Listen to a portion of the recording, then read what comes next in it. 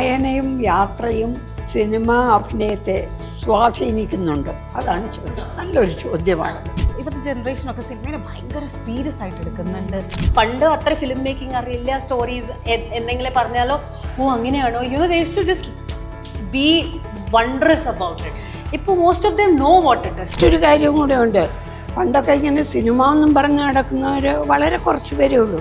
ഇന്നതെല്ലാം മിക്ക കുട്ടികളിലും അല്ലെങ്കിൽ യുവാക്കളിലും അവർക്ക് പെണ്ണുങ്ങളിലും അതെ ആണുങ്ങളിലും അതെ സിനിമ ചെയ്യണം, എനിക്ക് ഇങ്ങനെ അഭിപ്രായങ്ങളുണ്ട്, എൻ്റെ കഥകൾ വരണം, അങ്ങനെ കൂടുതൽ പേര് ഈ രംഗത്തേക്ക് വരുന്നുണ്ട്. എൻ്റെ വിഷയത്രേ ഉള്ളൂ, നല്ല സിനിമകൾ ചെയ്തുകൊണ്ടേയിരിക്കുക. ഒരു പടം തീരുമ്പോഴേക്കും അടുത്ത പടം ഇങ്ങനെ തീരുമ്പോൾ പണി തന്നാൽ വേറെ ഒരു വിഷയം. ഈ തുണ്ട് പേപ്പർ വായിക്കുന്നത് എനിക്ക് വലിയ ഒരു ഇഷ്ടമാണ്. ആ തുണ്ട് പേപ്പറിൽ അതെന്താ, അപ്പം എന്നെ അന്വേഷിച്ചാൽ ആ തുണ്ട് പേപ്പർ കണ്ട് അവിടെ എങ്ങാനും ഇരിക്കുന്നുണ്ടാവുന്ന. ഈ പത്മനാഭൻ സാറിന്റെ പ്രകാശം പരത്തുന്ന പെൺകുട്ടി എന്ന് പറഞ്ഞത് അമ്മ വായിച്ചിട്ടുണ്ടോ? അത് ഞാനും ഉണ്ട് അതിൽ. ആണോ? അതില് പ്രകാശം പരത്തുന്ന പെൺകുട്ടി ഞാനാ.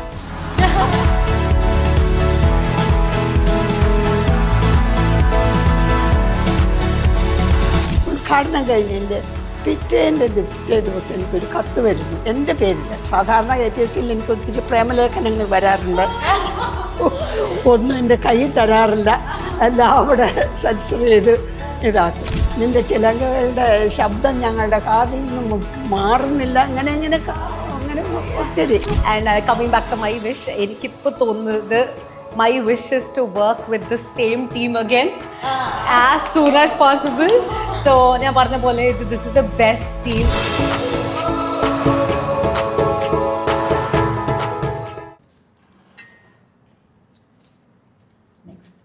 തൊപ്പിയൊക്കെ എടുക്കും ഞാൻ, നല്ലത് നോക്കി കിട്ടണം എനിക്ക്. ഒരു രസമുണ്ടല്ലോ. പൂവ് എന്ന സിനിമയിൽ പറയുന്നത് പോലെ ഒരു യാത്രയ്ക്കുള്ള അവസരം കിട്ടുകയാണ്. ജീവിതത്തിൽ ഏറ്റവും സ്വാധീനിച്ചതും ഏറ്റവും ആഗ്രഹം തോന്നുന്നതുമായ 4 സ്ത്രീകളുമായൊരു യാത്ര. ഹൂം വുഡ് യു ചൂസ്? ഓ 4 സ്ത്രീകളുമായൊരു യാത്ര അല്ലേ? Ladies only. അയ്യോ എനിക്ക് കൺഫ്യൂഷൻ ആവുന്നു ഭയങ്കരമായിട്ട്. പറഞ്ഞേ പറ്റൂ. അത് നല്ല പറയും, പക്ഷെ എനിക്ക് ഇങ്ങനെ ആരേക്കും ഓർമ്മ വരുവാ. വലിയ കൺഫ്യൂഷൻ വേണ്ടല്ലോ, നമ്മൾ 4 പേരും കൂടെ പോവാം. അല്ല, നമ്മൾ ഒരാളും കൂടി വേണ്ടേ? ഇപ്പൊ എനിക്ക് നിങ്ങൾ 3 പേര്, ഒരാൾ കൂടി വേണ്ടേ? അങ്ങനെ കൊണ്ടുപോവാ, ഞാൻ തരാം. ഞാൻ തരാം. ഇനി ഇതിന്റെ പേര് നമ്മളൊരു വഴക്കുണ്ടാക്കണ്ടല്ലോ. അടുത്ത ആളെടുത്തു. എന്തൊരു കൺഫ്യൂഷൻ ആയിരുന്നു. നിങ്ങൾ ഓരോരുത്തരും ചെയ്ത റോളുകൾ യഥാർത്ഥ ജീവിതത്തിൽ ആണെങ്കിൽ നിങ്ങളുടെ കാഴ്ചപ്പാട് എന്തായിരിക്കും? എങ്ങനെ റിയാക്ട് ചെയ്തേനല്ലേ? എൻ്റെ റോളിനെ കുറിച്ച് ഏകദേശം ഇതൊക്കെ തന്നെ, ഈ ഒരു രീതിയിലൊക്കെ തന്നെ ആയിരിക്കും എൻ്റെയും റിയാക്ഷൻ എന്നാണ് എനിക്ക് തോന്നുന്നത്. എൻ്റെ കാര്യം പറയുകയാണെങ്കിൽ തീർച്ചയായിട്ടും ഞാൻ അതേ ഇത് തന്നെ അനുഭവിച്ചു, അഭിനയിച്ചു കഴിഞ്ഞു. എന്താണ് ആ റിയാക്ഷൻ എന്ന് ചോദിച്ചാൽ, യാത്രയിലുള്ള ആ ഒരിത് ആ ജീവിതത്തിൻ്റെ ആ ഇതെല്ലാം ഒരു സന്ദർഭത്തിൽ കാണിക്കുന്നുണ്ടല്ലോ. കഴിഞ്ഞു പോയത് എല്ലാം അവൾ ഓർമ്മിക്കുന്നു, ദുഃഖങ്ങൾ വന്നതും ഇന്ന് ഈ നിലയിലെത്തിയതും എല്ലാം ഓർമ്മിക്കുന്നു. അതൊക്കെ തന്നെയാണ് അല്ലേ? ഓണസ്റ്റ്ലി സ്പീക്കിംഗ് ഇങ്ങനെ പോലെ ഒരു സിറ്റുവേഷൻ വേണ്ട എന്ന് എനിക്ക് തോന്നുന്നു. എനിക്ക് വേണ്ട, ബിക്കോസ് മൂവി കണ്ട ആൾക്ക് ചിലപ്പോൾ മനസ്സിലാവും. അത്രേ ഉള്ളൂ. ഓക്കെ, എൻ്റെ കേസിൽ പറയുകയാണെങ്കിൽ ഞാൻ അങ്ങനെ ആയിരിക്കില്ല. സിനിമയിൽ കുറച്ചും കൂടെ ഞാൻ ഭയങ്കര ബോൾഡ് ആയിട്ടുള്ള ഒരു ടീനേജറിനെയാണ് നമുക്ക് അവിടെ കാണാൻ പറ്റുന്നത്. ഒരു സ്ത്രീ എന്ന് പൂർണ്ണമായിട്ടും പ്രായം കൊണ്ടൊന്നും നമുക്ക് അത്രയും പറയാൻ പറ്റില്ലെങ്കിലും മാനസികമായി വളരെ മെച്ചുവേർഡ് ആയിട്ടുള്ളൊരു ക്യാരക്ടർ. മെച്ചുവേർഡ് ആയ ക്യാരക്ടറല്ല, മെച്ചുവേർഡ് ആവേണ്ടി വന്ന ഒരു ക്യാരക്ടറാണ്. ഒരു പ്രത്യേക സിറ്റുവേഷൻ അവരുടെ ലൈഫിൽ ഉണ്ടാവുന്നു. ആ കഥയുടെ അവസരം വെച്ച് ആ കുട്ടി വളരെ മെച്ചുവേർഡായി ബിഹേവ് ചെയ്യുന്നു. കാരണം അവരുടെ അച്ഛൻ്റെ അമ്മ ഒക്കെ ഭയങ്കര വീക്കാണ്. ആ സമയത്തുനിന്ന് മനസ്സിലാക്കി ഓക്കെ ഞാൻ ഇനി വീട്ടിൽ എൻ്റെ അച്ഛൻ്റെ റോൾ കൈകാര്യം ചെയ്യണം, ഞാൻ ബോൾഡായി നിൽക്കണം എന്ന് ഞാൻ മനസ്സിലാക്കുന്നു. പക്ഷെ ശരിക്കുള്ള ഞാൻ നേരെ ഓപ്പോസിറ്റാണ്. ഞാൻ വളരെ പമ്പേർഡായിട്ട് വളർന്ന ഒരാളായതുകൊണ്ട് എനിക്ക് ആർക്കൊരു കുഞ്ഞു വിഷമം വന്നാലും ആദ്യം പറ്റാണ്ടാവുന്നത് എനിക്കായിരിക്കും. അപ്പം ഞാൻ ഇങ്ങനെ ആയിരിക്കില്ല, ഞാൻ അടപടലം പറ്റാണ്ടായി പോകും എന്നെ കൊണ്ട്. അപ്പം ഞാൻ സിനിമയിൽ കാണുന്ന പോലെ ആയിരിക്കില്ല റിയാക്ട് ചെയ്യാൻ. ചേച്ചി പ്ലീസ് നീ എടുക്ക്.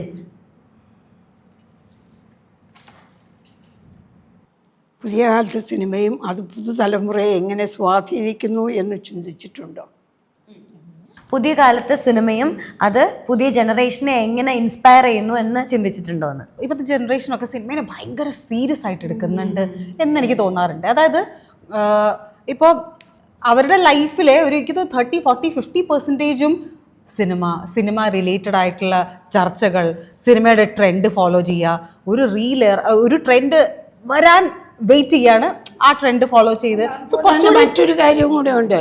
പണ്ടൊക്കെ ഇങ്ങനെ സിനിമ എന്നും പറഞ്ഞ് നടക്കുന്നവർ വളരെ കുറച്ച് പേരേ ഉള്ളൂ.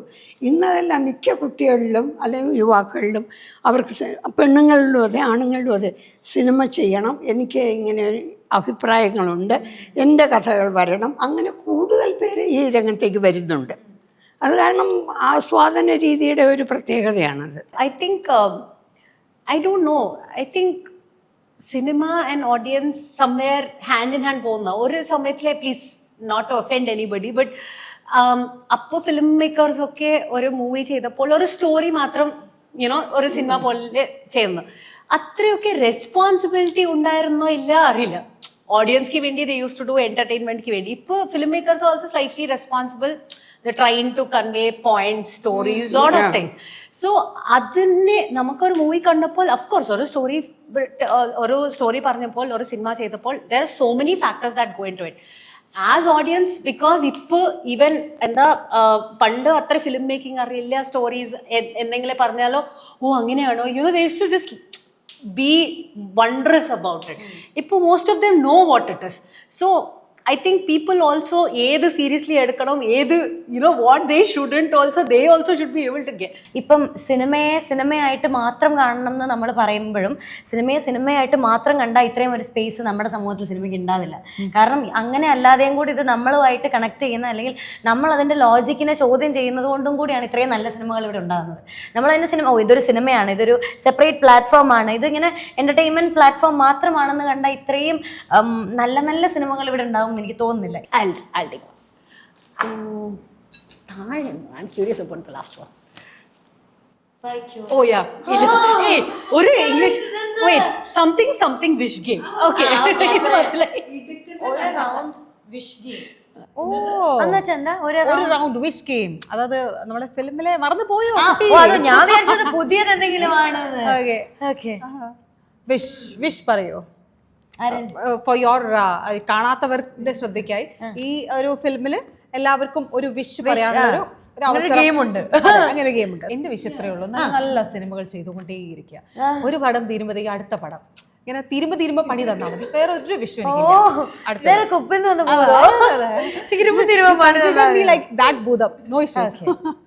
ചേച്ചി ഇത് ചിന്തിച്ചോണ്ട് ഞാനങ്ങനെ പ്രത്യേകിച്ച് ഒന്നും ആഗ്രഹിക്കുന്നില്ല. നല്ലവണ്ണം ഓൾറെഡി അങ്ങനെയൊന്നുമില്ല. നല്ല നല്ല ക്യാരക്ടേഴ്സ് വരണം എന്ന് ആഗ്രഹിക്കുന്നുണ്ട്. അതുപോലെ ഇപ്പോൾ ആഗ്രഹമുണ്ട് ഡബ് ചെയ്യാനും ഒക്കെ അവസരം വന്നാൽ പോകണം എന്നുള്ള സിനിമ തന്നെയാണ് എൻ്റെ ആഗ്രഹങ്ങൾ മൊത്തം.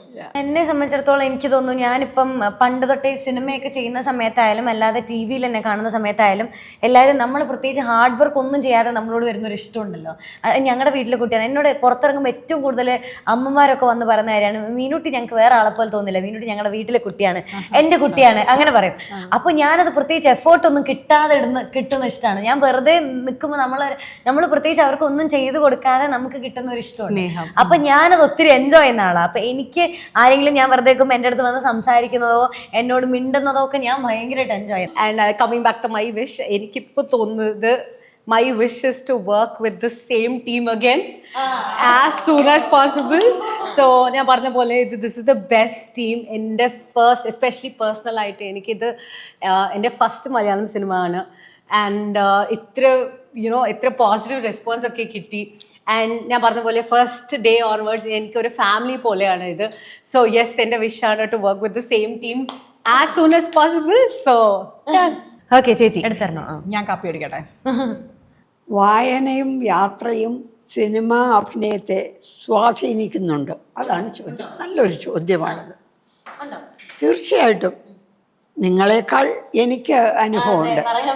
അതെ, കാരണം ഞാൻ കിട്ടുന്ന എന്തും ചെറുതിലേ മുതലേ കിട്ടുന്ന എന്തും വായിക്കുന്ന ഒരു സ്വഭാവം. ഇപ്പോഴല്ലേ പ്ലാസ്റ്റിക് കവറിലെല്ലാം സാധനങ്ങൾ വരുന്നത്. പണ്ട് സാധനങ്ങളൊക്കെ വാങ്ങുന്നത് കടലാസ് പൊതിയില്ല. ആ അങ്ങനെ ആ സാധനങ്ങൾ വരുന്നത്. അപ്പോൾ എന്നോട് അത് കൊണ്ടുവയ്ക്കാൻ പറഞ്ഞ് തന്നാൽ അന്ന് അടുപ്പാണ്, ഗ്യാസൊന്നുമില്ല. ഈ തുണ്ട് പേപ്പർ വായിക്കുന്നത് എനിക്ക് വലിയ ഒരിഷ്ടമാണ്. ആ തുണ്ട് പേപ്പറിൽ അതെന്താ, അപ്പോൾ എന്നെ അന്വേഷിച്ചാൽ അതാ തുണ്ട് പേപ്പർ കണ്ട് അവിടെ എങ്ങാനും ഇരിക്കുന്നുണ്ടാവുന്ന ഇങ്ങനെ എനിക്കങ്ങ് വീട്ടിലെ അങ്ങനെ ഒരു പേരുണ്ട്. പിന്നെ എൻ്റെ അച്ഛൻ ലൈബ്രറി വർക്കൊക്കെ ചെയ്യുന്ന ആളാണ്. ധാരാളം ബുക്സുകൾ കൊണ്ടുവരും, ഞങ്ങളൊക്കെ വായിക്കും. എൻ്റെ അമ്മ വലിയ വിദ്യാഭ്യാസമൊന്നുമില്ല എങ്കിലും അമ്മയും വായിക്കും, ഞാനും വായിക്കും. എൻ്റെ സഹോദരനാണെങ്കിൽ പഠിക്കാനുള്ള ബുക്കിൻ്റെ അകത്ത് നോവലുകൾ വെച്ച് വായിക്കുന്ന ആളാണ്. നമ്മുടെ യാത്രയിലൊക്കെ ഓരോരുത്തരെയൊക്കെ കാണുമ്പോൾ ആ കഥാപാത്രം ഒരു പ്രത്യേക തരം കഥാപാത്രം, ചില മനുഷ്യരുണ്ടല്ലോ, അതൊക്കെ നമുക്ക് ശ്രദ്ധിക്കാൻ കഴിയും എന്നുള്ളത് അത് യാത്രയിൽ കൂടിയാണ് കഴിയുന്നത്. അപ്പോൾ ഈ യാത്രയും വായനയും വളരെയധികം സ്വാധീനിക്കും സിനിമയെ, നമ്മുടെ അഭിനയത്തിന് വളരെ സഹായകമാണ്. എനിക്ക് വായനാശീലം തീരെ ഇല്ലാതിരുന്ന ഒരാളാണ്. എൻ്റെ അച്ഛയൊക്കെ നല്ലോണം വായിക്കുവേ. അപ്പം ഞാനിങ്ങനെ നിർബന്ധമായിട്ടും ഞാൻ വായിക്കണം എന്നൊരു, നമുക്ക് തന്നെ ഉണ്ടാവില്ല വായനാശീലം നല്ലതാണ്, അത് കൊണ്ടുവരണം. കാരണം ഇതിപ്പോൾ അറിവ് കിട്ടും എന്നുള്ളതുകൊണ്ടല്ല, അറിവ് കിട്ടുക വായനയിൽ കൂടെ മാത്രമൊന്നുമല്ല, പക്ഷേ നമ്മുടെ ക്രിയേറ്റിവിറ്റി കൂടുതലും ഉണ്ടാവുന്നത് വായന. കാരണം ഈ വായിക്കുമ്പോൾ ഈ പറഞ്ഞൊരു സ്വഭാവം എനിക്കുണ്ട്. ഞാൻ ഇപ്പോൾ പറഞ്ഞപ്പോഴാണ് അത് ഞാൻ ചോദിച്ചു ആരുടെ ഇതാ ചെയ്യണം എന്നുള്ളത്. കാരണം ഞാൻ വായിക്കുമ്പോൾ ഒക്കെ ഞാൻ അതിലെ ആൾക്കാരാണ്. ഞാൻ മാധവിക്കുട്ടിയുടെ പുസ്തകങ്ങളാണ് കൂടുതലും വായിക്കുക. അപ്പോൾ അതിലെ സ്ത്രീ കഥാപാത്രങ്ങളൊക്കെ നമുക്കിങ്ങനെ കൊതിയാവുന്ന തരത്തിൽ, ഒരു തറവാട്, ഭയങ്കര ആഢ്യതമുള്ള കുഞ്ഞ് പെൺകുട്ടികൾ, സ്ത്രീകൾ, അതൊക്കെ എനിക്ക് ഭയങ്കര ഇഷ്ടമാണ് അതൊക്കെ കാണുന്നത്. അപ്പം ഞാൻ അതിലെ ആൾക്കാരാണ് മൊത്തം. കുറേ നേരത്തേക്ക് ഞാൻ പിന്നെ ആ ലോകത്താണ്. അപ്പം വായന അങ്ങനെ എൻ്റെ ക്രിയേറ്റിവിറ്റി കൂട്ടാനായിട്ട് ഇങ്ങനെ അപ്പോൾ ഒരു കഥാപാത്രം നമുക്ക് വരുമ്പം നമുക്ക് പെട്ടെന്ന് ഇത് അതുമായിട്ടും അതിൽ എഴുതി വെച്ചിരിക്കുന്ന ചില സ്വഭാവ സവിശേഷതകളൊക്കെ ഇവിടെ കൊണ്ടുവരാനൊക്കെ പറ്റും. പിന്നെ ഈ യാത്ര പോകുമ്പോൾ പലതരത്തിലുള്ള മനുഷ്യരെയാണ് നമ്മൾ കാണുക. പലരും പല രീതിയിൽ സ്നേഹമായാലും ഇഷ്ടമായാലും അത് പലതരത്തിൽ പ്രകടിപ്പിക്കുന്ന അവരുടെ മാനറിസംസ് പലതാ. അപ്പൊ അതൊക്കെ കാണാനായിട്ടൊക്കെ അതെനിക്ക് ഭയങ്കര ഇഷ്ടം. അതെനിക്ക് ഉറപ്പായിട്ടും ഉണ്ടെന്നാ തോന്നുന്നത്. എൻ്റെ കാര്യത്തിലും ഉണ്ട്. പേഴ്സണലി എനിക്ക് എൻ്റെ വീട്ടിലെ my mother was a writer. So അതൊരു ഇതുണ്ടായിരുന്നു. And my father use to travel. So I mean അമ്മയുടെ ബുക്സിൽ generally yes I did. Ma'am പറഞ്ഞ പോലെ ഏത് ചെറുത് ഒരു പേപ്പർ കിട്ടിയാലോ റീഡ് ഇറ്റ്. സോ അങ്ങനെയാണ് ആ ഹാബിറ്റ് ഒരു സ്റ്റാർട്ടായി. പക്ഷെ ഇപ്പോൾ once I think I became an actor and all, നമുക്ക് ഈ competition in this world and all, you started watching lot of films also. പക്ഷെ ഒരു ടൈം ഉണ്ടായിരുന്നു, ഒരു ബുക്ക് സപ്പോസ് ഫിലിം ആയാലോ I use to read only the book and then watch that film, because how you said our creativity different nammalolu world create cheyidittu then you will see okay are we there or no. So that is one thing. And travel, of course, thanks to my dad, ettu kudala travel cheyidu aa bug undu. So when you travel you meet lot of people, you learn other different experience which helps, definitely it helps. Next ആരാ ഞാൻ എടുത്തു.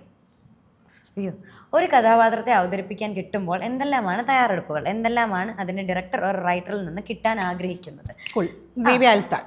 Okay. So ഇപ്പോൾ ഈ movie ചെയ്തതിന് ശേഷമാണ്, ഇതിന് മുൻപേ ഒക്കെ ഓക്കെ ഇതാണ് ക്യാരക്ടർ, ഓക്കെ ശരി താങ്ക് യു, സോ പറഞ്ഞത് മാത്രം നമ്മൾ അഭിനയിക്കുക. പക്ഷെ ഈ മൂവി ചെയ്തതിന് ശേഷം മേ ബി ഇങ്ങനെയൊരു ഹാബിറ്റ് ക്രിയേറ്റ് ചെയ്തു എന്ന് വേണേൽ പറയാം. അതായത് ആ കഥാപാത്രത്തെ in and out, the director might not have thought of it, പക്ഷേ അതായത് ഈ ക്യാരക്ടർ എങ്ങനെയാണ്, അവർ ഒരു ബോൾഡായിട്ടുള്ള ലേഡിയാണോ, അവരുടെ ഏജ് എന്താണ്, അല്ലെങ്കിൽ അവർ സ്ട്രോങ് ആണോ, ഇച്ചിരി സോ ഒരുപാട് ചോദ്യങ്ങൾ, ഈ കുറേ ചോദ്യങ്ങൾ മനസ്സിൽ വരും.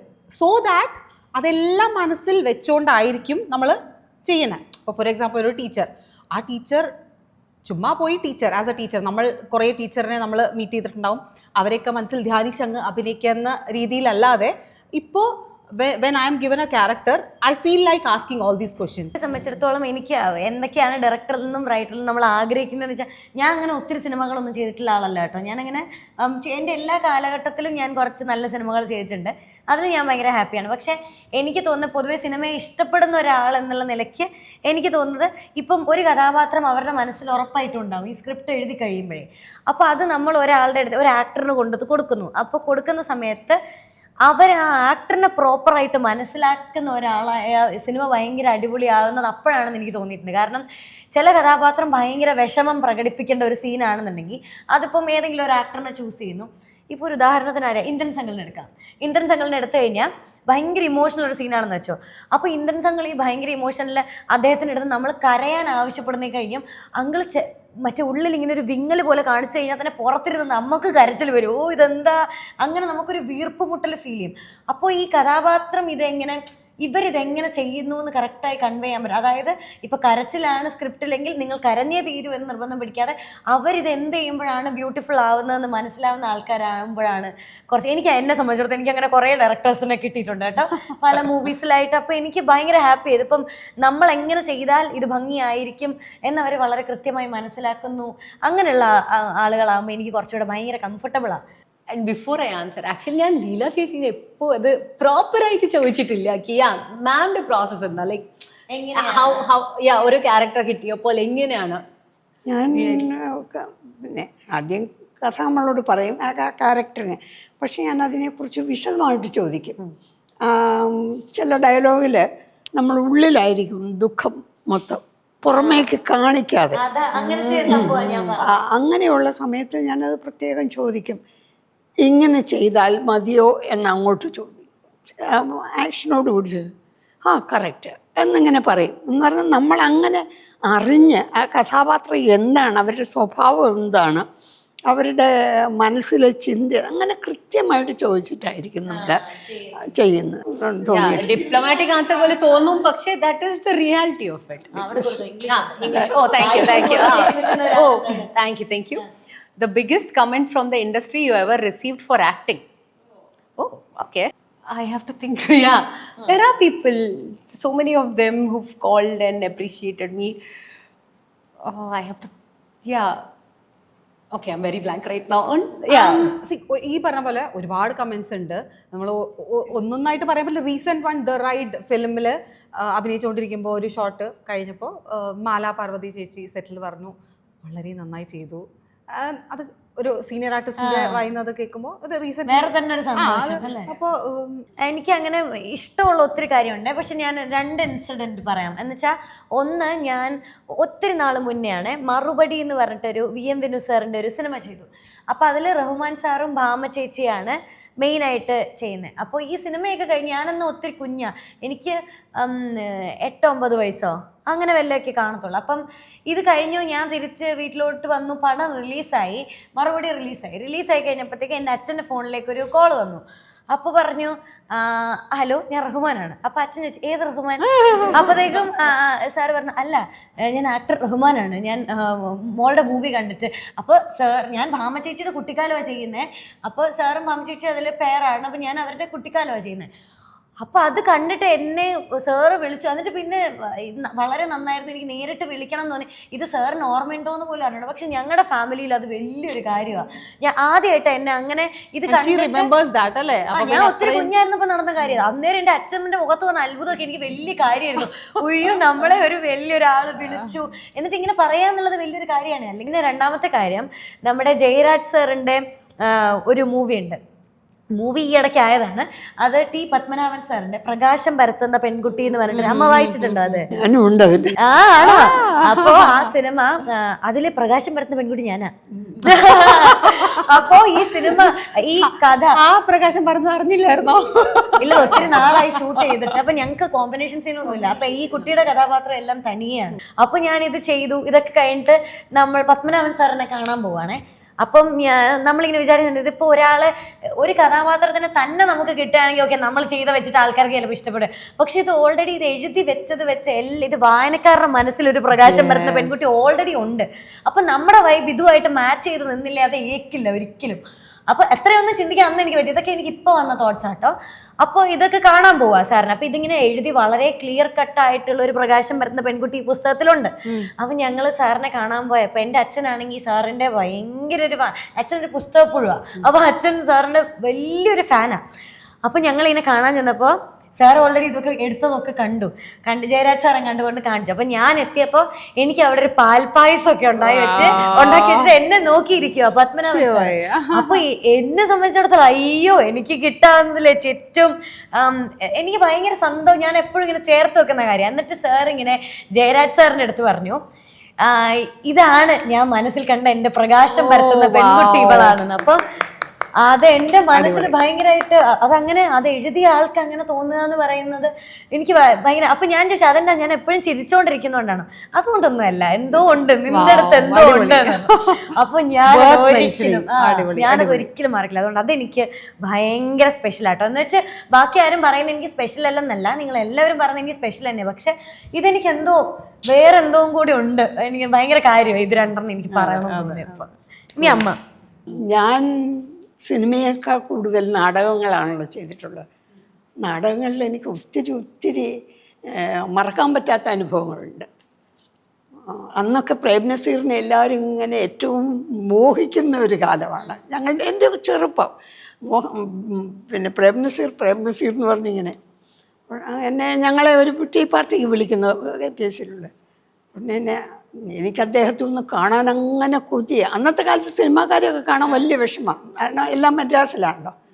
അങ്ങനെ അവിടെ ചെന്നപ്പോഴേക്കും അദ്ദേഹം ആദ്യം തന്നെ എൻ്റെ കൊച്ചുമോൾ എന്ന് പറഞ്ഞിട്ട് ഒരു ആപ്പിൾ കഷ്ണം എടുത്ത് എനിക്ക് തന്നു. എല്ലാവരും ഭയങ്കര എന്തൊരു ഡാൻസിനാണേ അതെനിക്കൊരു മറക്കാൻ പറ്റാത്ത അനുഭവമാണ്. പിന്നീട് ഒത്തിരി ഉണ്ടെങ്കിലും നാടകം കാണാതെ എന്നെ അഭിനന്ദിച്ച ഒരാളുണ്ട്, സഖാവ് എം.എൻ. ഗോവിന്ദൻ നായർ. ഉദ്ഘാടനം കഴിഞ്ഞതിൻ്റെ പിറ്റേ ദിവസം എനിക്കൊരു കത്ത് വരുന്നു എൻ്റെ പേരിൽ. സാധാരണ APSCയിൽ എനിക്ക് ഒത്തിരി പ്രേമലേഖനങ്ങൾ വരാറുണ്ട്, ഒന്നും എൻ്റെ കയ്യിൽ തരാറില്ല, എല്ലാം അവിടെ സെൻസർ ചെയ്ത് ഇതാക്കും. പക്ഷെ ആ കത്തിൽ എൻ്റെ മോളെ നിന്നെ കാണാതെ എനിക്ക് വയ്യ, ഞാൻ നാടകം കണ്ടില്ല, നിന്നെക്കുറിച്ച് കേട്ട് എനിക്ക് മതിയായി, ഞാൻ ഏറ്റവും വേഗം വന്ന് നാടകം കാണുന്നു. അത് കഴിഞ്ഞിട്ട് ഓമാധവൻ്റെ ഭാര്യ ഇങ്ങോട്ട് വന്നിച്ച് ഗ്രീൻ റൂമിലേക്ക് ഇങ്ങനെ വലിച്ചു കൊള്ളും. എന്താടി പെണ്ണെ നീ നവരസങ്ങൾ മൊത്തം അങ്ങ് കാണിച്ചോ. അതൊരു വലിയൊരു അനുഭവം. അത് കഴിഞ്ഞ് മദ്രാസിൽ നാടകം. പിന്നെ ഒത്തിരി പേര് ഓരോന്നും നിൻ്റെ ചിലങ്കകളുടെ ശബ്ദം ഞങ്ങളുടെ കാതിൽ നിന്നും മാറുന്നില്ല, അങ്ങനെ ഒത്തിരി. സത്യൻ നാടകം കാണാൻ വന്നിട്ടുണ്ട്. അപ്പോൾ ഫ്രണ്ടിലായിരിക്കുന്നത് തുലാഭാരം രണ്ടാമത്തെ സീൻ കഴിയുന്നു. രണ്ടാമത്തെ സീൻ എന്ന് പറഞ്ഞാൽ മക്കൾക്ക് ഇങ്ങനെ വിഷമം വന്നു. അപ്പോൾ അമ്മ ഇത് കേട്ട് നിന്നിട്ടിങ്ങനെ തരിച്ച് നിൽക്കുന്നൊരു വല്ലാത്തൊരു സീനാണ്. നിന്നിങ്ങനെ കഴിയുമ്പോൾ അപ്പോൾ കർട്ടനിങ്ങനെ വീണുകൊണ്ടിരിക്കുമ്പോൾ അദ്ദേഹം ഇവിടെ ഇരിക്കുന്നതുകൊണ്ട് നമുക്ക് കാണാം. അപ്പോൾ ആളുകൾക്ക് എൻ്റെ കണ്ണ് കാണുകയില്ല. അങ്ങനെ വരുമ്പോൾ സത്യം പറയുന്നു, സത്യം പറയാന്ന് പറയുന്ന ഒരു വലിയൊരു അഭിനന്ദനം. അത് നാടകം കഴിഞ്ഞു.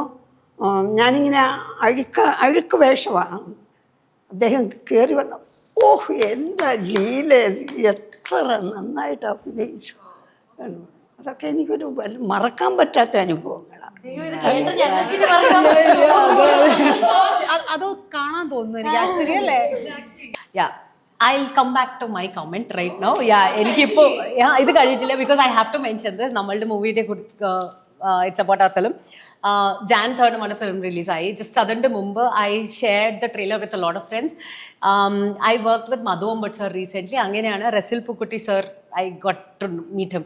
So സാർക്ക് ഞാൻ നമ്മളുടെ ട്രെയിലർ സെൻഡ് ചെയ്തു and I got fantastic just before our film's release. So that was I think the biggest comment നമ്മളുടെ ഫിലിംക്ക് കിട്ടിയത്. So I had to share this. Yes. പൂവ് എന്ന സിനിമ ഇത്രയും ഉയരങ്ങളിലെത്തി നിൽക്കുമ്പോൾ നിങ്ങൾക്കത് എന്ത് അധിക ഉത്തരവാദിത്തമാണ് നൽകുന്നത്? ഓവർ റെസ്പോൺസിബിലിറ്റി എന്താണ്? ഇതിപ്പം പൂവ് റിലീസായി ഇത്ര അച്ചീവ്മെന്റ്സ് ഒക്കെ കിട്ടി, പിന്നെ എന്താണ് ഒരു ഓവർ റെസ്പോൺസിബിലിറ്റി നമ്മളുടെ മേൽ വന്നിരിക്കുന്നത്? കൂടുതൽ നന്നായി അഭിനയ സാധ്യതയുള്ള കൂടുതൽ നല്ല കഥാപാത്രങ്ങൾ എന്നുള്ളത്, അല്ലേ? തരിക എന്നുള്ള റെസ്പോൺസിബിലിറ്റി നിങ്ങൾക്കാണ്. ഇത് നോക്കൂ, ആ പാത്രം നമ്മൾ തീർത്തു. പക്ഷെ കൊറേ നേരം എടുത്തെങ്കിലും ഭയങ്കര നല്ല സെഷൻ ആയിരുന്നു കേട്ടോ. ഞാൻ ഒത്തിരി എൻജോയ് ചെയ്തു. പ്രത്യേകിച്ച് ഇങ്ങനെ പല അഭിപ്രായങ്ങളുള്ള ആൾക്കാരല്ലേ നമ്മളെല്ലാവരും. അപ്പൊ അത് ഒരുമിച്ച് ഡിഫറെന്റ് ജനറേഷൻസ് ആണ് ഇവിടെ ഇരിക്കുന്നത്. ജനറേഷനെ കഴിഞ്ഞ് പല തോട്ട്സാ എല്ലാവർക്കും. ഇപ്പൊ അമ്മയുടെ അവിടെ നിന്ന് തുടങ്ങി കഴിഞ്ഞാൽ എല്ലാരും പല രീതിയിൽ ഇവർ രണ്ടുപേരുടെ ജമീൻ ആസ്മാൻ കാന്തർ, അല്ലേ? But we got lucky. We connect with them too. അവര് വേറൊരു ജനറേഷൻ. എല്ലാവർക്കും thank you for watching. Yes, please do watch Poo streaming on Manorama Max. Bye.